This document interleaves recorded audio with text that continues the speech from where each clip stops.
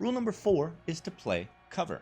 Deadlock is not a point-and-click adventure much like our modern FPS shooters, CS2, Valorant, yada yada. So, health is a major resource and needs to be guarded as best as possible.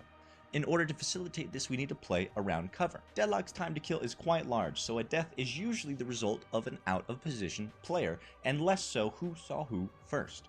So rather than taking fights in wide open space and just trading damage out, play behind cover and use that in-game lean like Valve hoped you would. Rule number 5, utilize high ground.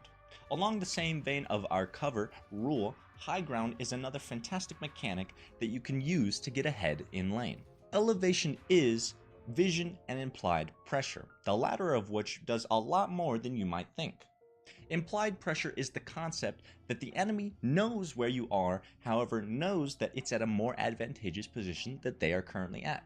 This forces two things: either the player must play more defensively in order to evade your covering fire, or the player must force you out of that position, taking a disadvantageous fight. If you followed all the rules up until this point, you and your lane mate should have a higher total health pool than they do.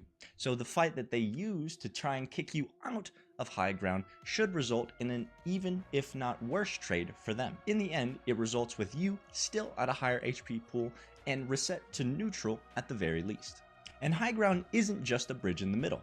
These can be things like the side columns in blue lane, or even the right or left sides in the right or left lane.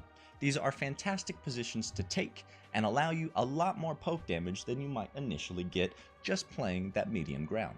Finally, our last rule, rule number 6, play the Veil. Although not for every character, especially those with a longer range disposition, the Veil is another form of implied pressure.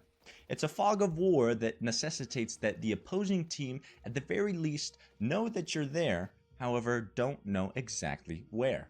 This implied pressure once again forces either them to play more defensively or force you out of that position, yet again taking the more disadvantageous fight. When you play the Veil, enemies don't know if you're going for a soul confirm, flanking, or just doing some poke damage. All of these possibilities are again that implied pressure that forces them in a more back-footed position. This split focuses also an upper hand and allows your lane mate to get probably more extra poke damage than they would have had both of y'all just been standing out in the open.